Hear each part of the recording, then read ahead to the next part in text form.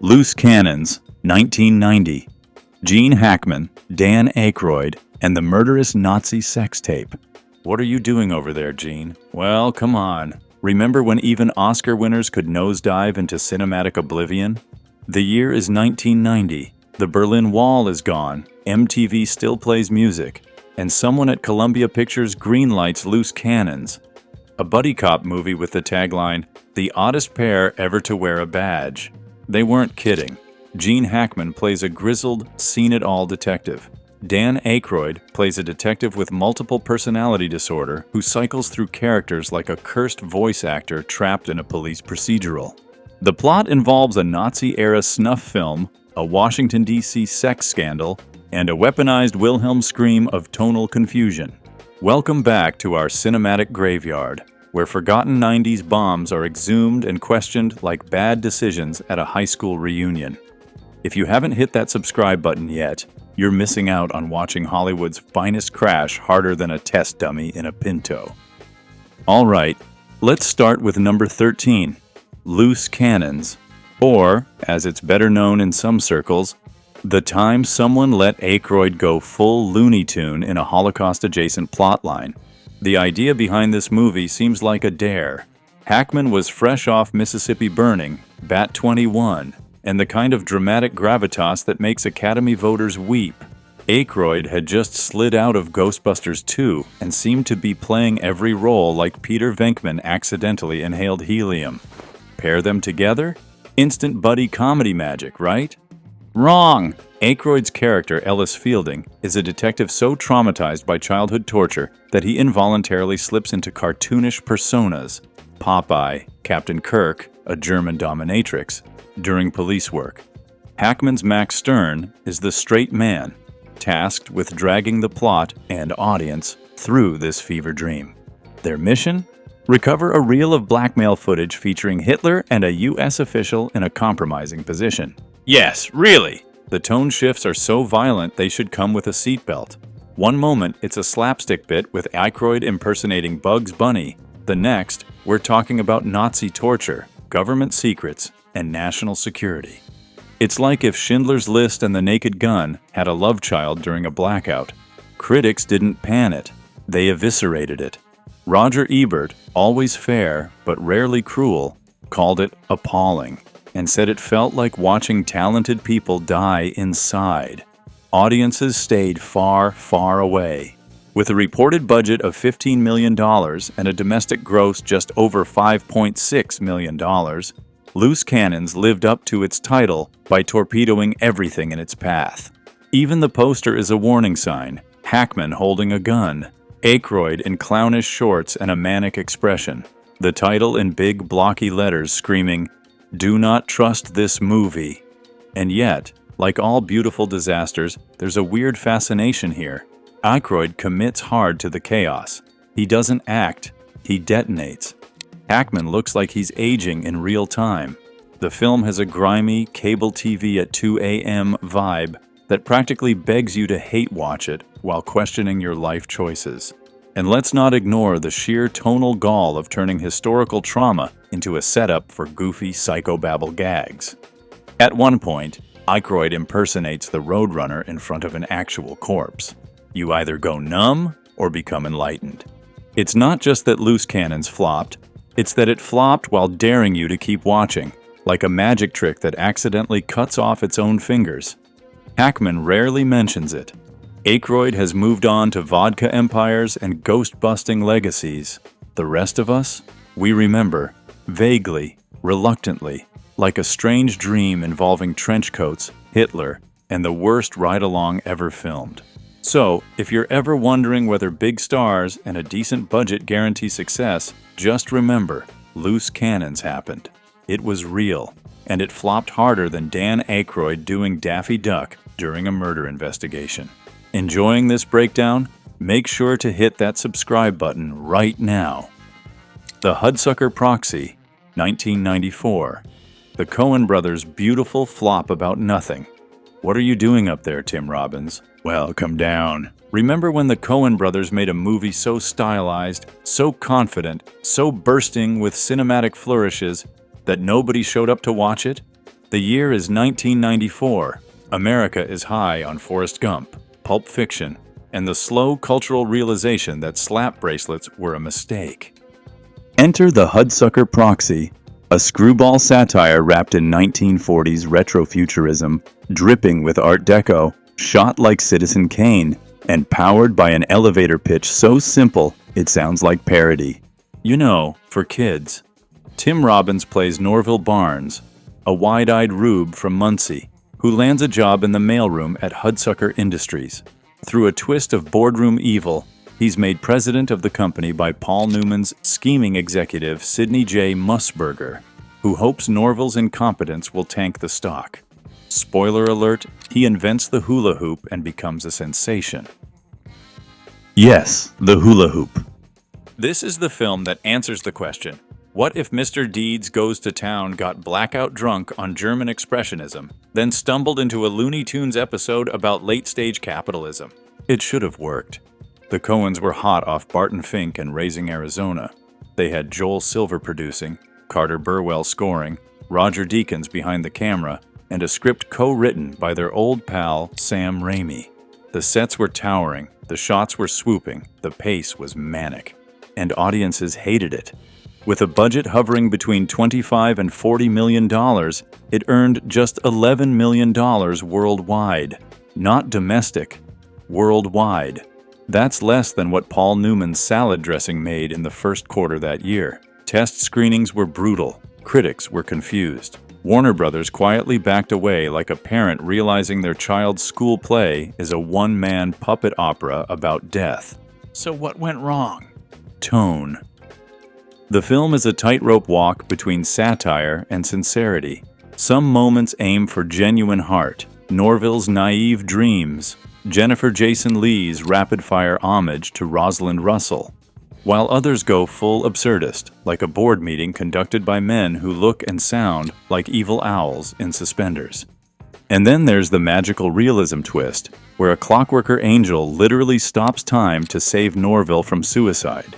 Yup, that happens. It's Capra on cough syrup, and nobody in 1994 was asking for that. America was busy watching The Lion King and True Lies, not quirky capitalist parables with sentient gears and metaphysical janitors. But here's the thing. The Hudsucker Proxy is kind of brilliant. It skewers corporate greed, marketing hype, and the hollow optimism of the American dream with dizzying precision. It's also one of the most visually gorgeous flops ever made.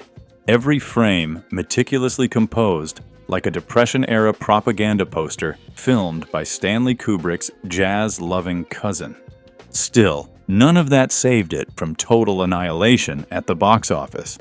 The Coens survived, of course. They went on to make Fargo, The Big Lebowski, and No Country for Old Men, while Hudsucker became their personal time capsule. A lavish, lovable misfire that critics have slowly warmed up to. But in 1994, it was DOA. It was, for kids, shouted into a financial void. If you ever want to see what happens when visionary filmmaking meets complete market apathy, watch this film.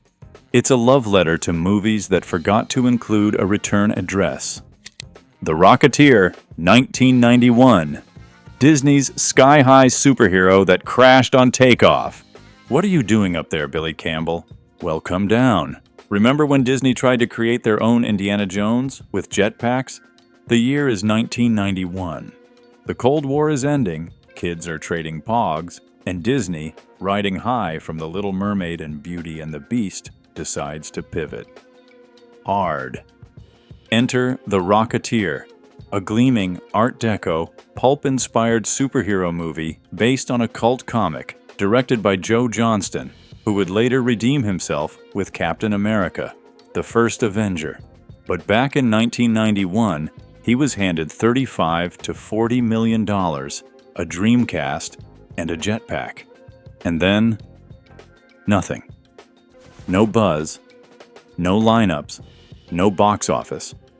The Rocketeer grossed about $46.7 million domestically, barely breaking even when you factor in marketing, toys, and those now cringy McDonald's tie-ins. Disney had a trilogy in mind. What they got was a stylish box office ghost. Let's talk premise. Billy Campbell plays Cliff Secord, a hotshot stunt pilot in 1938 Los Angeles who stumbles on a top-secret rocket pack developed by Howard Hughes. Nazis want it, the mob wants it, the FBI wants it. Timothy Dalton, playing a gloriously sleazy Errol Flynn-style matinee idol who moonlights as a German spy, really wants it. Also, Jennifer Connelly is there, looking like a 1930s postcard came to life. It should have been a hit. The visual style is pitch perfect. Leather jackets, airships, jazz clubs, zeppelins hovering over Griffith Observatory. It's pure Golden Age Hollywood poured through a pulp magazine filter. The kind of film that screams cult classic before the credits even roll. So what happened? Two things: competition and confusion. Terminator 2 came out 2 weeks later and flattened everything in its path. Audiences who wanted action saw Arnold with a shotgun, not a guy with a flying thermos strapped to his back. And kids? They didn't know what to make of it. No lasers, no space battles, no mutants. Just retro vibes and Nazi punch-outs. Disney didn't help. The marketing tried to play it both ways. Sometimes they sold it as a family adventure, sometimes as a moody noir. It confused parents, underwhelmed teenagers, and totally missed the comic book crowd, which, let's be real, was still recovering from Howard the Duck trauma. Behind the scenes, studio meddling didn't help either. Director Joe Johnston clashed with executives who wanted a broader tone. Originally, Disney tried pushing a sexier image of Jennifer Connelly in the promotional materials, but test audiences didn't know whether to expect a kids' film or a Maxim spread with dirigibles. Critics? They were kind. Many praised the throwback charm, the design, the cast. But kindness doesn't sell tickets. And in the unforgiving world of 1990s blockbuster expectations, the Rocketeer flamed out fast. Here's the kicker, though. The Rocketeer aged better than its peers. Today, it looks like a dry run for Johnston's Captain America. Same tone, same World War II gloss, same earnest heroism. It's been rediscovered by retroheads, comic fans, and people who like their action served with a fedora and a side of Zeppelin explosions. Disney, to its credit, hasn't entirely forgotten it. There's talk of a reboot. The original lives on in theme park Easter eggs, Funko Pops, and that niche corner of fandom that owns more aviation goggles than Friends. But in 1991, it flopped. It soared into theaters, sputtered mid-air, and crash-landed in the land of forgotten IPS. The Rocketeer was a love letter to old Hollywood that got lost in the mail. Johnny Mnemonic, 1995. Keanu, Cyber Dolphins, and the cyberpunk that blue-screened on arrival. What are you doing with that briefcase in your brain, Keanu? Well, come on. Remember when the future looked like fax machines, trench coats, and glitchy CGI? The year is 1995. The internet is new, email is still mystical, and everyone thinks cyberspace means flying through wireframe tunnels with dramatic arm gestures. Enter Johnny Mnemonic, a techno-thriller so aggressively 90s, it practically bleeds AOL startup tones. Keanu Reeves plays Johnny, a data courier with a storage device implanted in his brain. His latest job? Transport 320 gigabytes of secret data, yes, that's supposed to be a lot, across a dystopian future where corporations rule, Yakuza thugs chop heads off with monowire lassos, and the world is dying of something called nerve attenuation syndrome. Basically, information overload meets the sniffles. If you think that sounds cool, just wait. Because somehow, Johnny Mnemonic takes that bonkers premise and turns it into 96 minutes of confused mumbling, hacked plot lines, and cyber-rambling monologues that sound like they were written by a malfunctioning chatbot with access to one Philip K. Dick novel and 14 issues of Wired magazine. And the result? An epic box office brain freeze. Budget, $26 million. Domestic gross, around $19 million. Critical reception, somewhere between "What did I just watch?" and "Can I uninstall this from my memory?" It flopped so hard, It short-circuited an entire genre's credibility. Here's the wild part. The source material was legit. It came from cyberpunk godfather William Gibson, the neuromancer guy, who even wrote the screenplay. The film should have been a grungy, prophetic look at data as currency and the internet as battleground. Instead, we got Ice-T as a resistance leader with dreadlocks, Henry Rollins as an underground doctor, and a CGI cyberspace sequence that looks like someone made Tron fan art on an Etch-a-Sketch. And oh yes, there's a cybernetically enhanced dolphin that hacks computer networks using sonar, named Jones, a war veteran who lives in a tank under a bridge and helps save the world. This actually happens. The movie tried to be philosophical. It ended up incoherent. Dialogue is delivered like the cast learned their lines phonetically. Keanu, bless his robotic sincerity, gives a performance that makes his wooden Dracula accent look like Oscar bait. Whoever edited this film apparently did so with garden shears. Entire subplots vanish. Characters teleport. The pacing is a fever dream of tonal whiplash. At one point, Johnny screams in frustration, "I want room service. I want a club sandwich. I want the $10,000 a night hooker." That's not a breakdown. That's the pitch meeting. To make matters worse, the movie released in a post-Speed, pre-Matrix world. Audiences expected action Keanu. What they got was WTF Keanu, fumbling through green screens and data metaphors nobody understood. Critics were merciless. Audiences were baffled. And Cyberpunk? It went back underground, clutching its trench coat and whispering, "Not like this." Still, Johnny Mnemonic lives on in that beautiful cult film afterlife. Fans rewatch it for the chaos, the low-rent Blade Runner vibes, and the unintentional comedy. It's bad, but fascinatingly bad. Like watching a CDROM try to predict the future. And it paved the way, painfully, for The Matrix, where Reeves would finally unlock his Cyber Chosen One potential with an actual budget and a script that didn't involve fish hacking the mainframe. So if you're ever worried your hard drive is full, just remember, Johnny carried 320 gigs in his head and it almost killed him. Mars Attacks! 1996. A star-studded death ray to the box office. What are you doing with that ray gun, Pierce? Well, come on. Remember when Tim Burton took Independence Day, cranked it to 11, dipped it in irony, and killed off half of Hollywood with CGI skeleton lasers? The year is 1996.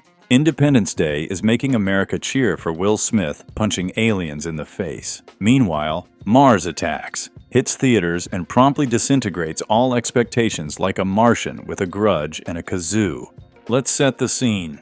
Tim Burton directs. The cast? Stacked. We're talking Jack Nicholson, twice, Glenn Close, Annette Bening, Danny DeVito, Sarah Jessica Parker, Michael J. Fox, Martin Short, Tom Jones, Natalie Portman, and Pierce Brosnan. It's like a Hollywood fundraiser got vaporized on camera. The premise? Martians invade Earth and pretend to be peaceful, until they suddenly aren't. What follows is an orgy of destruction played for camp, chaos, and pitch-black comedy.